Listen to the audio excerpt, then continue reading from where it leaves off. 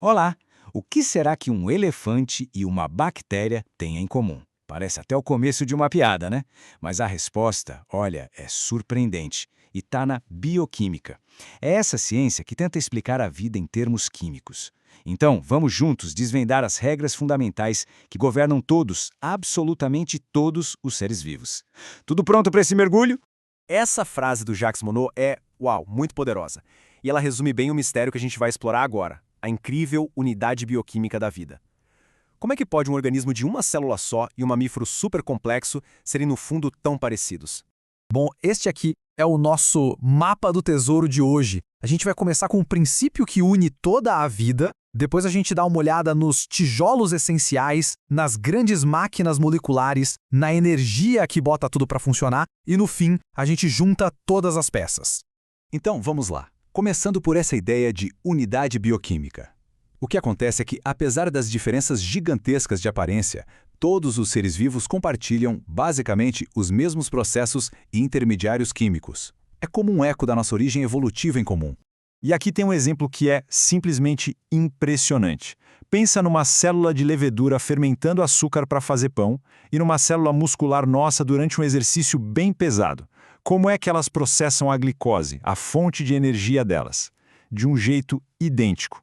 Exatamente os mesmos 10 intermediários químicos e as mesmas 10 enzimas. Isso não é incrível? É a prova viva da nossa ancestralidade química.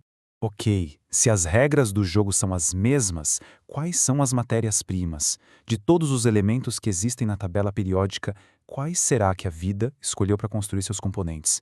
É até surpreendente, mas de mais de 90 elementos que a gente encontra na natureza, a vida é construída na maior parte por apenas 4: oxigênio, carbono, hidrogênio e nitrogênio. O segredo todo está na capacidade que eles têm de formar ligações covalentes bem estáveis, criando a estrutura para moléculas supercomplexas. Mas não é só sobre esses 4 não. Elementos como o ferro e o magnésio, mesmo estando presentes em quantidades minúsculas, têm papéis vitais. Pensa só, sem aquele átomozinho de ferro no centro da hemoglobina, as nossas células não receberiam oxigênio. Pequenos na quantidade, mas gigantes na importância. E agora, vamos dar os holofotes para o protagonista da química da vida. O elemento que é tipo o centro de tudo na biologia, o carbono. Para a gente ter uma noção da importância dele, é só olhar a abundância.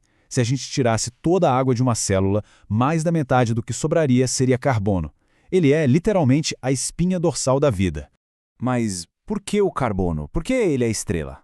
É simples, pela sua incrível versatilidade. Ele é tipo um Lego molecular. Consegue se conectar com até 4 outros átomos, formando ligações de tudo que é tipo e criando cadeias, ramos, anéis. Nenhum outro elemento consegue criar uma variedade tão imensa de moléculas. E com essa versatilidade toda, o carbono serve de base para as verdadeiras máquinas da vida, as macromoléculas. São elas que fazem a maior parte do trabalho pesado dentro das nossas células.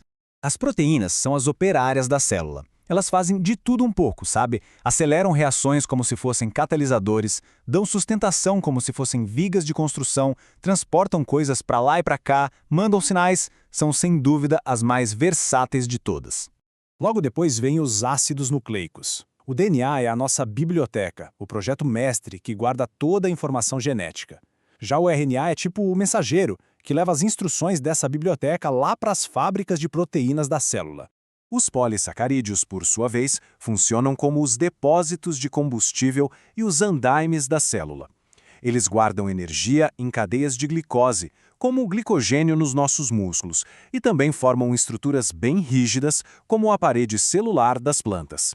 E por último, mas não menos importantes, os lipídios. A principal característica deles é que não se misturam com água. E isso os torna perfeitos para criar as fronteiras da célula, as membranas, sabe? Separando o que está dentro do que está fora. E claro, são uma forma super compacta de guardar energia para depois.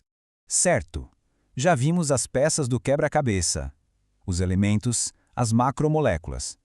Mas o que faz tudo isso funcionar, se mexer, viver?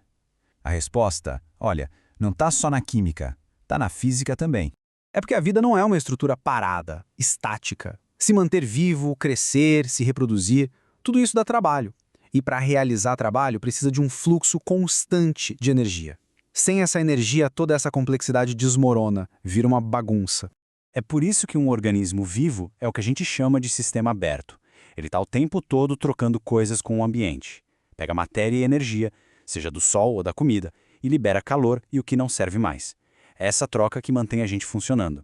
E essa troca de energia segue umas regras bem rígidas, como a primeira lei da termodinâmica. Pensa nela como se fosse uma regra de contabilidade do universo. A energia não pode ser criada nem destruída, ela só se transforma. E nisso, as células são mestres. Elas convertem a energia da comida em movimento, calor, até em luz, com uma eficiência que é de cair o queixo. E agora a gente chega na nossa síntese final.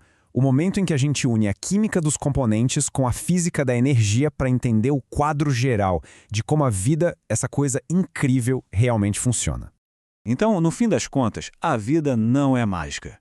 É uma dança perfeitamente coreografada entre a química e a física. A química entra com os dançarinos, os átomos e as moléculas, e a física dita a música, a energia que move tudo. Juntas, elas criam a ordem, a estrutura e a beleza que a gente vê por aí. Isso nos deixa com uma última pergunta para pensar. Se o manual de instruções químico e físico é universal, de onde vem essa variedade infinita de formas de vida? A resposta está em como essa informação fundamental é escrita e modificada com o tempo. Um processo que a gente conhece bem como evolução.